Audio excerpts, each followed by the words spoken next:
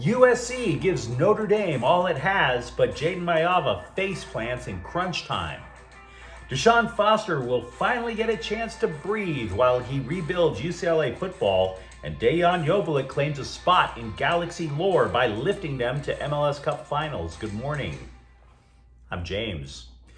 This is your daily dose of sports and snark for the greatest sports city in the world, Los Angeles. This is the faithful Angelenos Morning Report. It is December 1st, 2024, and the rent is too damn high. Welcome back to the Sanctum Sanctorum of LA Sports. We have added multiple new subscribers to the Angeleno Familia yesterday. Thank you. We're going to do our best to keep you informed. It's also Sunday, the Lord's Day, and if you believe as I do, take a moment. Thank Him for the blessings in your life, like the LA Galaxy, like LA Sports. And if you enjoy knowing about LA, clickety-clack the like button.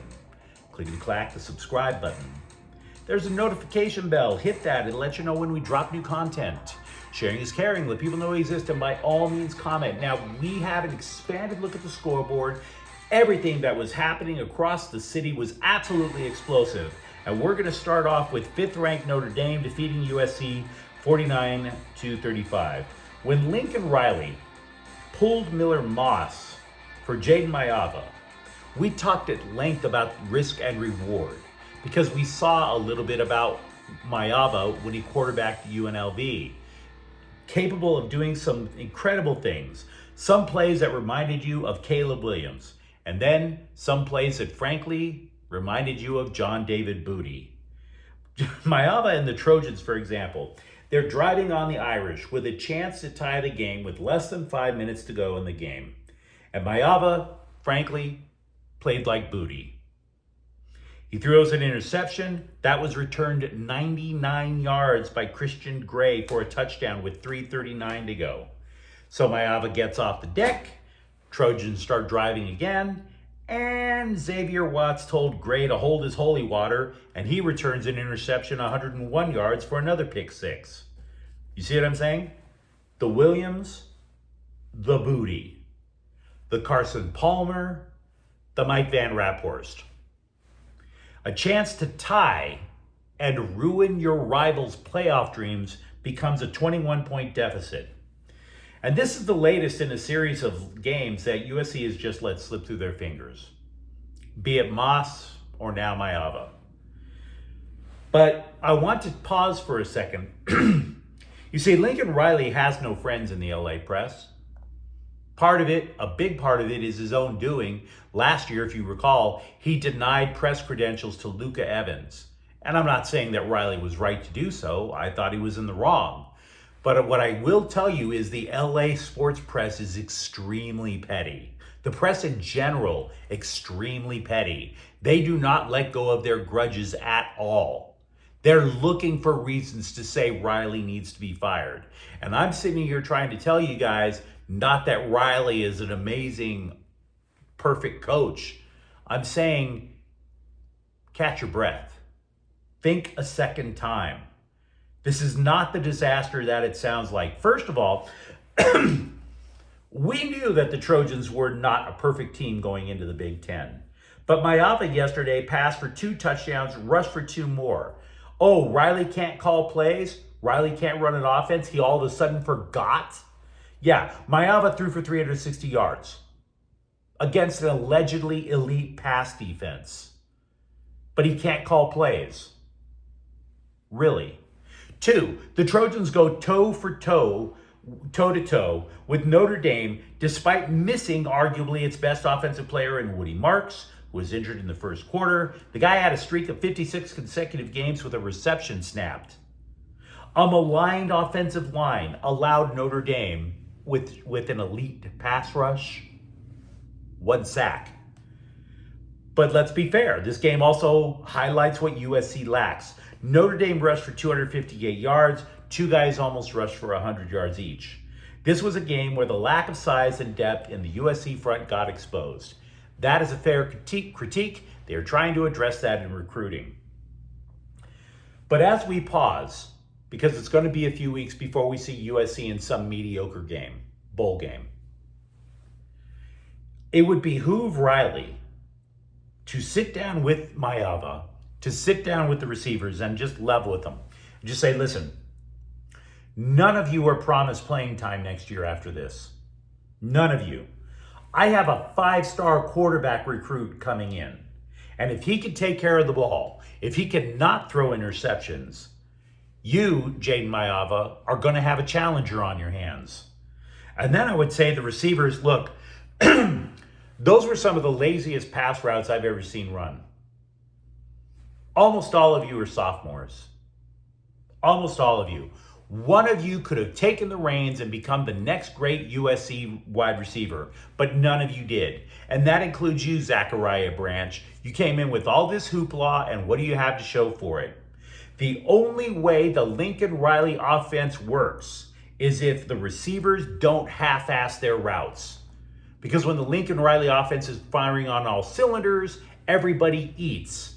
When a bunch of receivers are trying to half-ass it because they're too busy just playing off of whatever they read about in the press, the offense doesn't function. So no, I'm thinking about this a second time. I do not believe that this is all on Lincoln Riley. Wins and losses, yeah, the head coach unfortunately does have to take the credit and the blame for it. But his offense works for specific reasons, and the players let him down. UCLA 20, Fresno State 13. Ethan Garbers passes for 289 yards and a touchdown. UCLA rallies in the second half. The inaugural year under Deshaun Foster ends at 5-7.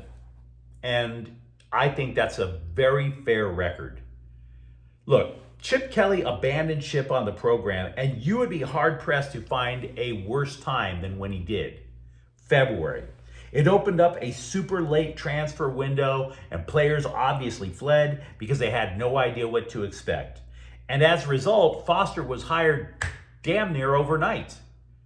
Martin Jarman saw what was happening. He knew players were abandoning the program. He knew UCLA had no it factor of any sort, no verve, no vibe, no joy. They needed to staunch that open wound. So Foster comes in, and of course he wants to run things his own way, which obviously is his right. So they change from a spread offense to the West Coast offense. They lose their defensive coordinator to USC. Look, the Bruins were far from a complete team. And it showed. They lost 5 games in a row at one point. They never established a running game, and in turn that meant that they asked way too much of Ethan Garbers. But, it would be profoundly unfair not to credit UCLA's defense.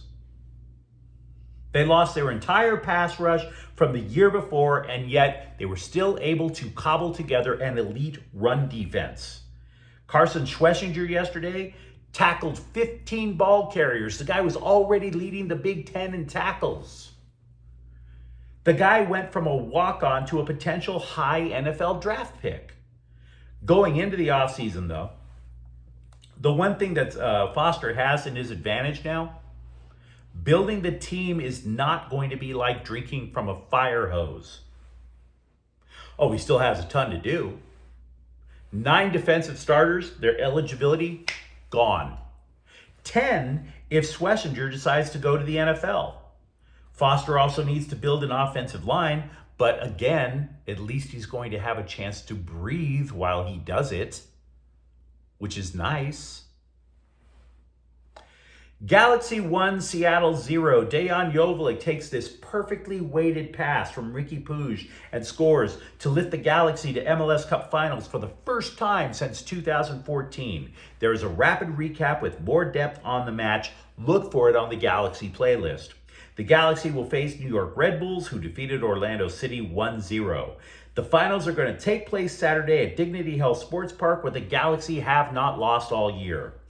The Galaxy aren't just back. They are all up in that back.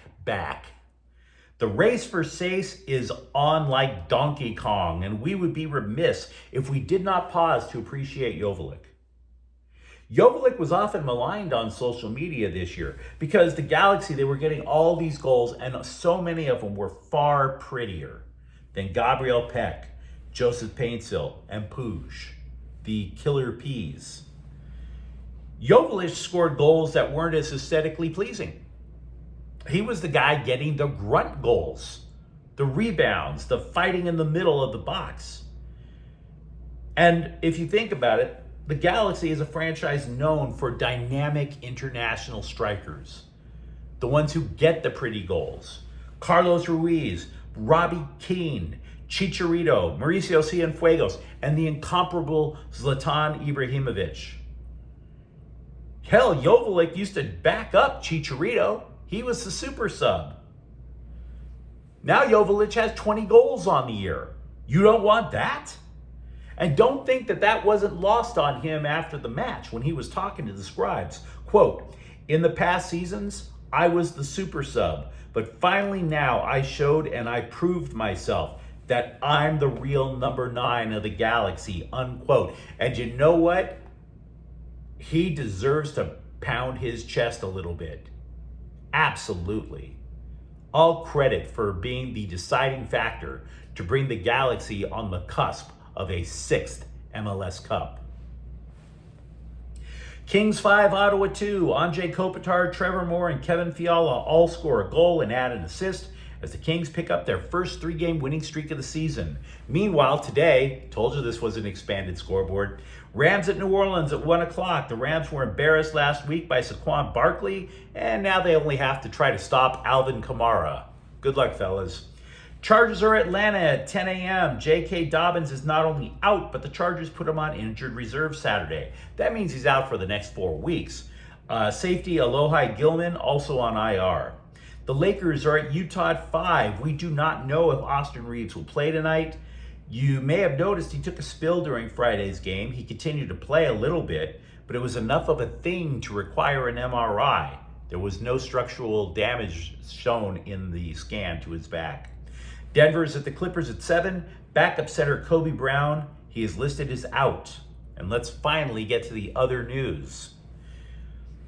If you are still in on the Juan Soto rumor train, and you need therapy, by the way, if you are, NJ.com, it's a conglomeration of New Jersey newspapers. They are reporting the Yankees and the Red Sox are the 2 finalists for the Slugger. But then you have to ask about the money, and if the Dodgers can top it if they really want to.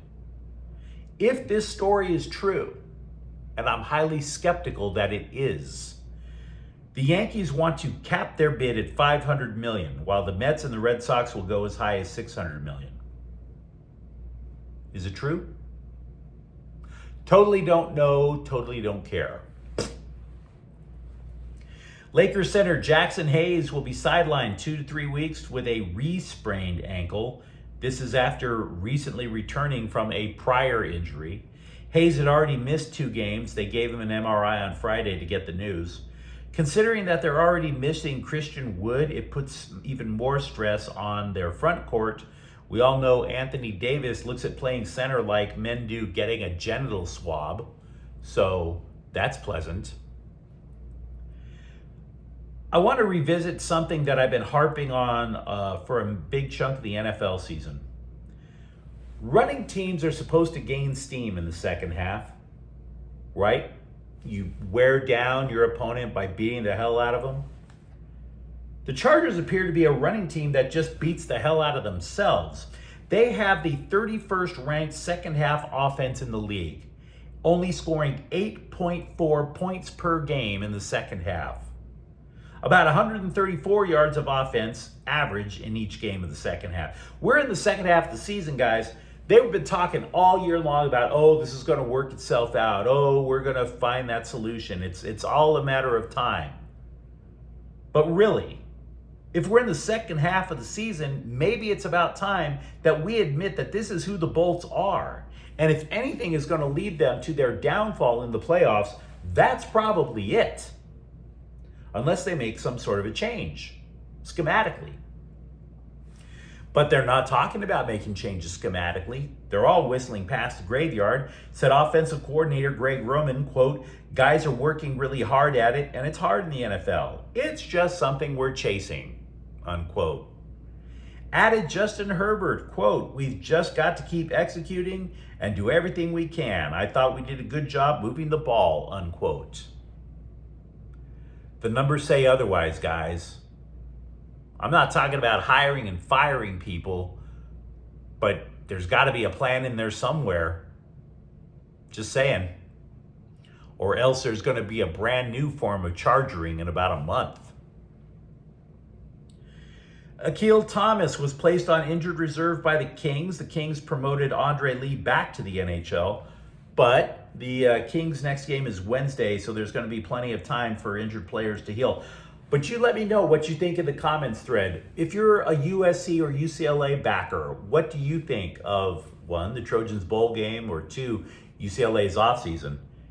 And also, if you're a Galaxy supporter, where do you put Dejan Joveljic right now amongst Galaxy legends? Or do you?